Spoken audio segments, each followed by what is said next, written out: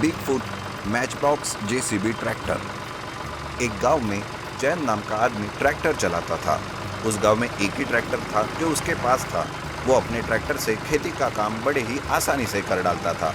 उसके इस ट्रैक्टर की वजह से उसकी बहुत डिमांड होने लगी थी, जिस वजह से उसने अपने भाव भी काफ़ी बढ़ा लिए थे और लोग उससे परेशान हो गए थे। एक दिन सीताराम नाम का आदमी उसके पास जाता है और कहता है, अरे जयंत, ये क्या, तूने तो अपने ट्रैक्टर के भाव एकदम बढ़ा दिए। हम गरीबों का जरा तो ख्याल करो भाई। अरे जाओ जाओ, काम तो मैं इसी रेट से करूंगा।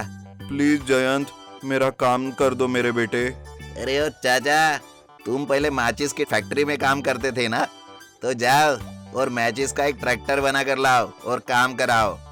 और अगर काम नहीं हुआ तो उसी माचिस से उस ट्रैक्टर को आग लगा दो। इस तरह से वो लोगों की मजबूरी का फायदा लेता था और उनका मजाक उड़ाता था। जब ये बात सीताराम के बेटे नरेश को पता चलती है तो वो उसके पास जाता है और उसे कहता है, क्या रे जयंत, तू क्या अपने आप को 30 मार का समझता है क्या? अरे भाई, तू है कौन? तेरी प्रॉब्लम क्या है ये तो बता। आज तूने मेरे पिताजी की बड़ी बेइज्जती की। अच्छा, तो तुझे भी अब बेइज्जती करवानी है क्या? आजा, तेरी भी बेइज्जती कराता हूँ। आजा बेटा आजा। अरे आजा भाई, तेरी बेइज्जती करवाता हूँ। तुझे तो देख लूंगा बेटा। अच्छा, मुझे देखना है ना, तो कम से कम मेरी फोटो तो लेकर जा। जैन की बेइज्जती का बदला और गांव में दूसरा सस्ता बिगफुट का ऑप्शन देने के लिए नरेश दिन रात बहुत मेहनत करता है। वो YouTube में अलग अलग तरह के सारे व्हीकल्स देखता है और फाइनली उसे अपना ऑप्शन मिलता है। नरेश एक पुराना जेसीबी लेकर उसे एक ट्रैक्टर से जोड़ता है और अपने पिताजी के बेइज्जती का बदला लेने के लिए मैच बॉक्स के जैसे ही बॉक्स बनाकर उसे रंग देता है और बड़े बड़े चक्के उसे लगाता है। वो दिखने में जयंत के ट्रैक्टर से कहीं ज्यादा बड़ा दिखता है।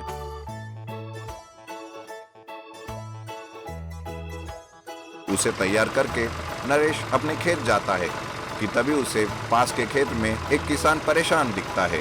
नरेश उसे पूछता है तो चाचा कहते हैं, अरे नरेश, मेरे खेत में गीली मिट्टी है बेटा, इस वजह से उस जयंत ने काम करने से मना कर दिया। उसने कहा कि उसका ट्रैक्टर मेरे खेत में फंस जाएगा और अगर फिर भी काम करना है तो 4 गुना पैसे देने पड़ेंगे। आप चिंता मत करो चाचा जी, मैं अभी आपका काम कर दूंगा। ऐसा कहकर नरेश अपने बिगफुट मैचबॉक्स जेसीबी ट्रैक्टर को उस खेत में जाकर चलाता है और 10 मिनट में ही सारा का सारा काम खत्म कर देता है। ये बात सारे गांव में पता चल जाती है। तभी जयंत का एक चमचा उसे जाकर ये बता देता है। जयंत अपने मन में सोचता है, अच्छा, तो बच्चे ने माचिस का ट्रैक्टर बना ही लिया, ठीक है। ऐसा सोचकर जयंत गांव के बाहर एक पुराने मकान में छुप कर रहता है और उसका इंतजार करता रहता है। लेकिन उसे छुपते हुए गांव का एक आदमी देखता है और जाकर नरेश को बता देता है। नरेश कहता है, अच्छा बच्चू, तैयार हो जा पिताजी का बदला चुकाने के लिए। नरेश जल्दी से अपने बिगफुट मैचबॉक्स जेसीबी ट्रैक्टर को निकालता है और तेजी से जाता है। जैन नरेश के आने का इंतजार करता रहता है, लेकिन तभी उसे तेज आवाज आती है। वो पीछे मुड़कर देखता है तो उसे पीछे से एक बहुत बड़े बिगफुट मैचबॉक्स जेसीबी ट्रैक्टर को आते हुए दिखता है। उसे देखकर वो डर जाता है। नरेश का ट्रैक्टर जैन के ट्रैक्टर को बड़ी आसानी से कुचल देता है और चकनाचूर कर डालता है। वो देखकर जयंत कहता है, अरे मेरा ट्रैक्टर, अरे ये क्या किया तूने नरेश, इतने बेरहमी से बदला लिया तूने, मैंने कभी सोचा भी नहीं था, अब मैं क्या करूंगा।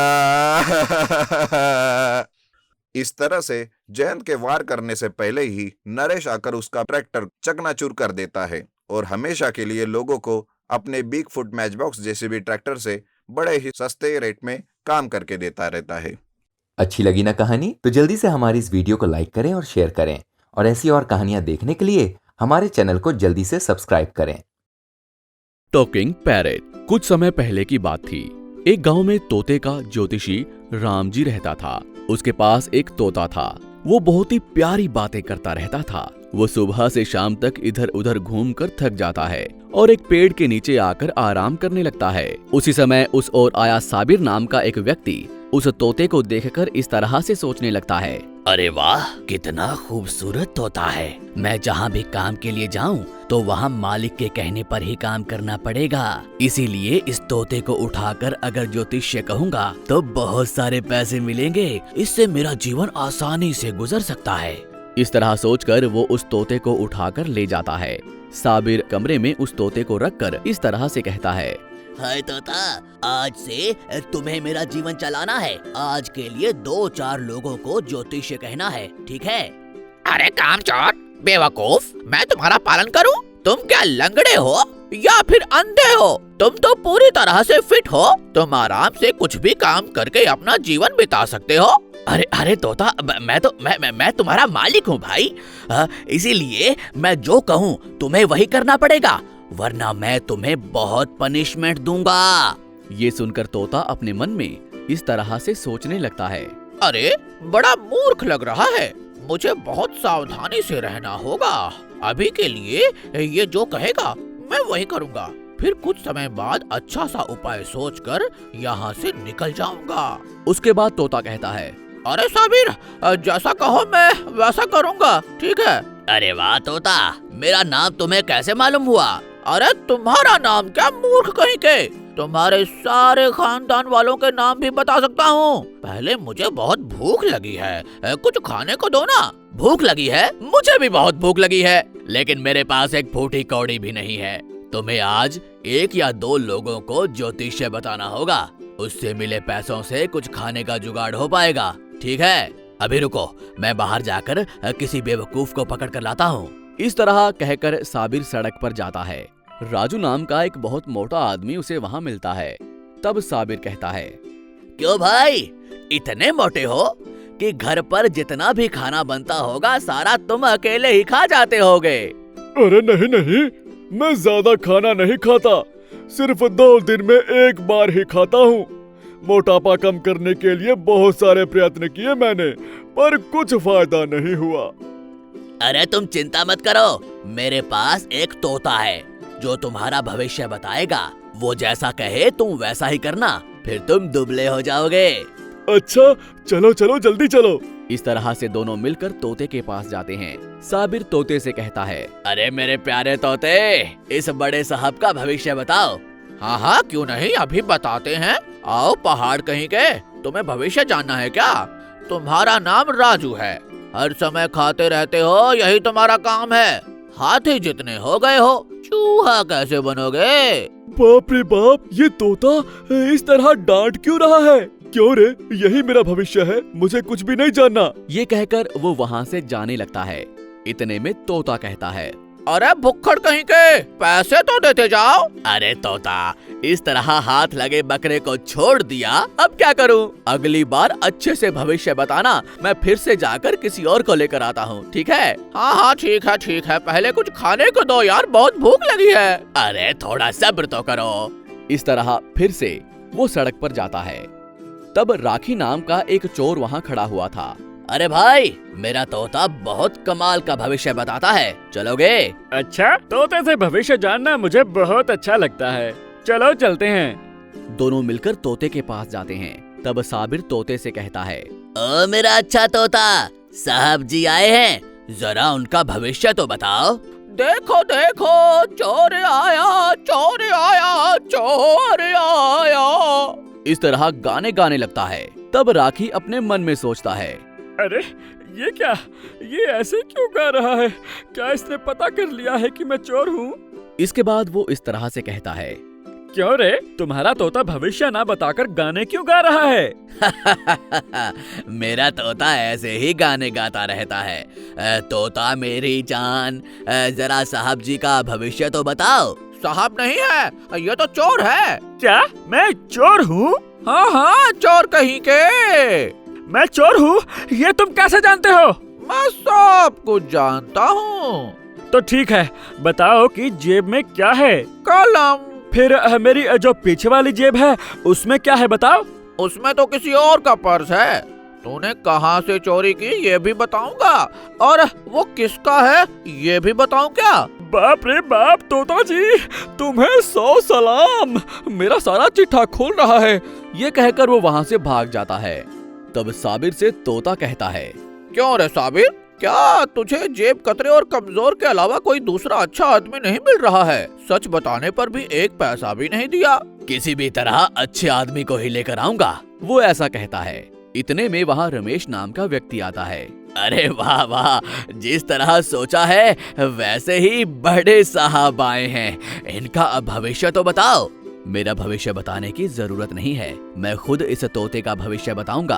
क्यों रे, कामचोर कहीं के? इस तोते को यहाँ पिंजरे में बंदी बना कर रखा है। इसे तो आकाश में स्वेच्छा से उड़ना चाहिए। कौन हो तुम? थोड़ी देर रुक जाओ, पुलिस आएगी तो पता चल जाएगा कि मैं कौन हूँ। और तोते, तुम अब स्वेच्छा से आकाश में उड़ सकते हो। ये कहकर वो पिंजरे को खोलकर तोते को बाहर निकाल देता है।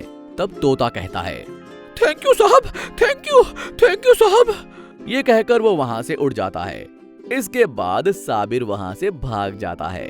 ये कहानी हमें सिखाती है कि कभी भी पक्षियों को कैद नहीं करना चाहिए। अगर वो उड़ते रहें तभी अच्छे लगते हैं। आपको हमारी ये कहानी कैसी लगी हमें कमेंट बॉक्स में जरूर बताएं। और यदि आप ऐसी ही और भी कहानियां सुनना चाहते हैं तो हमारे चैनल को सब्सक्राइब करना ना भूलें। शुक्रिया। अंडरग्राउंड बोलने वाला तोता ट्रैप। मिर्जापुर नाम के गांव में रामलाल नाम का एक धनी आदमी रहता था। अपना सारा पैसा और सोना वो एक अंडरग्राउंड रूम में छुपा कर रखता था। वो पक्षियों से बहुत प्यार करता था, इसलिए एक बोलने वाले तोते को अंडरग्राउंड रूम में रखकर वो पाल रहा था। एक दिन शिवा और राजू नाम के दो चोर अंडरग्राउंड रूम में चोरी करने के लिए आते हैं। उन्हें देखकर तोता कहता है, तुम दोनों चोर हो, चोरी क्यों कर रहे हो? अरे यार, ये तोता बोल रहा है, अब क्या करें? सच कहा यार, हम चोरी करने के लिए आए हैं। ये बात तोते को मालूम हो गई, क्या करें? ऐसा करते हैं, इस तोते को टपका देते हैं। चोर साले, मुझे मारोगे? अभी तुम लोगों का खेल खत्म करती हूँ। अरे राजू, तोता उड़ गया, लगता है कोई आ रहा है, तुरंत यहाँ से भाग जाएंगे। भागो यार भागो।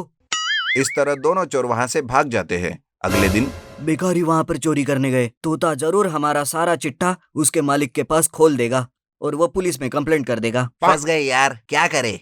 और क्या, उस तोते को कैसे भी करके ट्रैप करेंगे। लेकिन ट्रैप कैसे करे? सिंपल है यार, तोते का पसंदीदा फल अमरूद जमीन पर रख देंगे और एक टोकरी को रस्सी के सहारे लटका देंगे। जैसा ही तोता आकर उस रस्सी को छू लेगा तो टोकरी उस पर गिर जाएगी, तोता हमारे हाथ आ जाएगा। क्या कहते हो? अगले दिन अंडरग्राउंड रूम में रामलाल आते ही तोता सारी कहानी रामलाल को बताता है। रामलाल कहता है, क्या चोर आए थे? तुमने उन्हें ठीक से देखा ना? हाँ देखा है। जब मैंने बात किया तो वो हैरान होकर यहाँ से भाग गए। वो मुझे मारना चाहते थे, लेकिन मैंने खुद को बचा लिया। तो मैं पुलिस में कंप्लेंट देता हूँ, क्या तुम उन्हें पहचान लोगे? हाँ, जरूर पहचान लूंगी। अभी बहुत बोर हो रही हूँ, इसीलिए थोड़ी बाहर जाकर घूम कर आती हूँ। हाँ ठीक है, लेकिन सावधानी से जाकर आना, जमाना बहुत बुरा है। ठीक है, फिर मिलते हैं। इतना कहकर तोता बाहर निकलते ही दोनों चोर वहां देख रहे थे। तुरंत ही वे अपनी योजना आरंभ करते हैं और अमरूद को देखकर तोता वहां आ जाता है। अरे वाह, अमरूद बहुत स्वादिष्ट लग रहे हैं, लेकिन यहाँ किसने रखा होगा? ऐसा कहकर सोचते हुए इधर उधर देखता है। एक पेड़ के पीछे छुपे चोर दिख जाते हैं। लगता है कुछ खतरा है, मुझे तुरंत यहाँ से उड़ जाना चाहिए। लगता है यहाँ जाल बिछाया है। इस तरह सोचकर तोता वहां से उड़कर रामलाल के पास जाकर सारी कहानी बताता है। रामलाल तुरंत ही पुलिस को फोन करता है। रामलाल चोरी की खबर पुलिस इंस्पेक्टर को दे देता है और पुलिस इंस्पेक्टर भी उस चोर को पकड़ने के लिए गांव में घूमता है। पुलिस कहती है, सर, हम लोगों ने सारे अनुमानास्पद चोरों को पकड़ लाए हैं। आप एक बार आकर उनकी पहचान कीजिए। रामलाल अपने तोते के साथ पुलिस स्टेशन जाता है। तोता चारों चोरों में से उस रात आए दो चोरों को पहचान लेता है। इससे उन दोनों को पुलिस अरेस्ट कर लेती है। अच्छी लगी ना कहानी? तो जल्दी से हमारी इस वीडियो को लाइक करें और शेयर करें और ऐसी और कहानियां देखने के लिए हमारे चैनल को जल्दी से सब्सक्राइब करें।